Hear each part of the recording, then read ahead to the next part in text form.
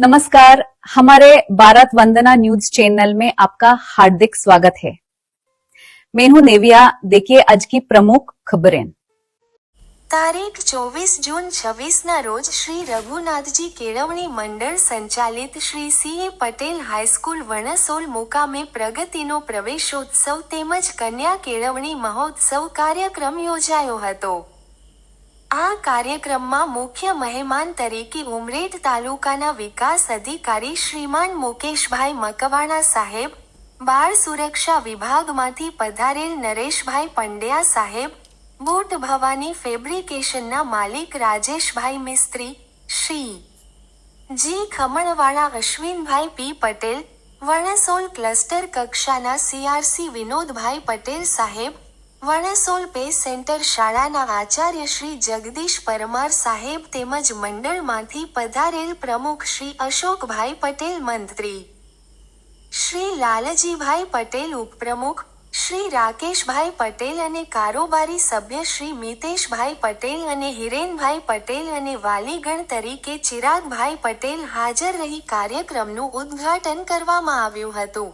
આ કાર્યક્રમ અંતર્ગત શાળામાં નિયમિત રૂપે હાજર રહેનાર વિદ્યાર્થીઓનું સન્માન, સ્પર્ધાત્મક પરીક્ષામાં ઉત્તીર્ણ વિદ્યાર્થીઓનું સન્માન, જિલ્લા કક્ષાએ કલા મહાકુંભમાં વિશિષ્ટ સિદ્ધિ મેળવનાર વિદ્યાર્થીઓનું સન્માન તથા દાતાશ્રીઓનું સન્માન કરવામાં આવ્યું। આ સમગ્ર કાર્યક્રમમાં વિદ્યાર્થીઓને પ્રોત્સાહન રૂપે ઇનામ આપવામાં આવ્યા અને વિદ્યાર્થીઓ માટે નાસ્તાનું આયોજન પણ શ્રી રાજેશભાઈ મિસ્ત્રી બુટ ભવાની ફેબ્રિકેશન કંપનીના માલિક તરફથી આપવામાં આવ્યું હતું। આ સમગ્ર કાર્યક્રમનું આયોજન શાળાના વિદ્યાર્થીઓ દ્વારા કરવામાં આવ્યું હતું અને સમગ્ર કાર્યક્રમનું સંચાલન શાળાના શિક્ષકો દ્વારા કરવામાં આવ્યું। આ સમગ્ર કાર્યક્રમમાં વિદ્યાર્થીઓને પ્રોત્સાહન રૂપે ઇનામ અને નાસ્તો આપવા માટે અને કાર્યક્રમને સફળ બનાવવા માટે શ્રી રઘુનાથજી કેળવણી મંડળ અને શાળાના આચાર્ય શ્રી વ્યાસ સાહેબ તરફથી સૌનો આભાર વ્યક્ત કરવામાં આવ્યો હતો। રિપોર્ટર આપણે શિક્ષણનો અધિકાર આપ્યો છે તો દરેક બાળકને શિક્ષણ મળવું જોઈએ। એ બાળક શાળામાં અથવા હાઈસ્કૂલમાં પ્રવેશ મેળવે એટલું જ નહીં પણ પોતાનું પૂરેપૂરું શિક્ષણ પૂરું કરે, ઉચ્ચ શિક્ષણ મેળવીને એ પૂરું કરે અને આત્મનિર્ભર બને ત્યાં સુધીના સરકારના પ્રયત્નો છે। સાથે સાથે કન્યા કેળવણી મહોત્સવ, આજે આપણે દીકરાને જેટલું મહત્ત્વ આપીએ છીએ શિક્ષણનું એટલું દીકરીને નથી આપતા હોતા। હજુ પણ જે દીકરાઓ જે આગળ ઉચ્ચ શિક્ષણ મેળવે છે એની સરખામણીમાં દીકરીઓનું શિક્ષણનું પ્રમાણ ઓછું હોય છે। અનેક કારણોસર એને ઉચ્ચ શિક્ષણ મેળવવામાં દેવામાં આવતું નથી, પણ હવે સમય બદલાયો છે ત્યારે દીકરીઓ જ્યારે અનેક ક્ષેત્રોમાં આગળ વધતી હોય તો આપણને કોઈ અધિકાર નથી કે એમનું શિક્ષણ આપણે પૂરું ના કરીએ। આપણા જે વડાપ્રધાન છે નરેન્દ્ર મોદી સાહેબ, એમણે 2003માં શાળા પ્રવેશ ઉત્સવ ચાલુ કરેલો। એ શાળા પ્રવેશ ઉત્સવ આપણને ખબર છે કે શાળા એ બાળકના જીવન ઘડતરમાં બહુ મોટી ભૂમિકા ભજવતી હોય છે। એટલે પહેલા ધોરણમાં જ્યારે બાળક શાળામાં પ્રવેશ મેળવે છે એ કોઈ નાની ઘટના નથી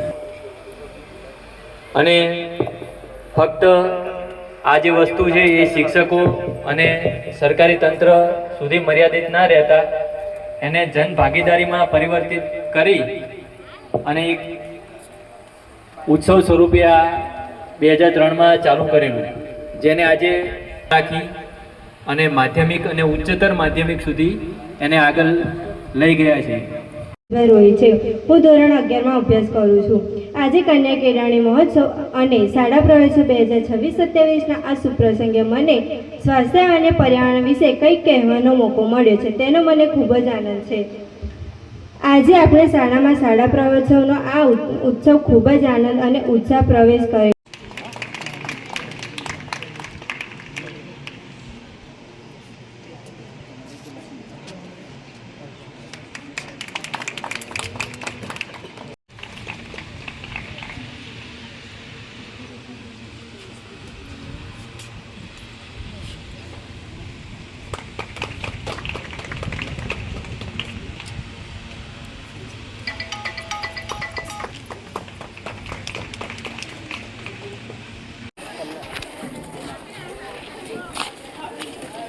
આ ભાઈ છે આમાં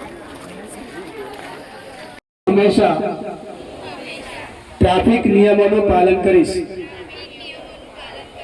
હું હંમેશા ઝીબ્રા ક્રોસિંગ પરથી જ રસ્તો પાર કરીશ.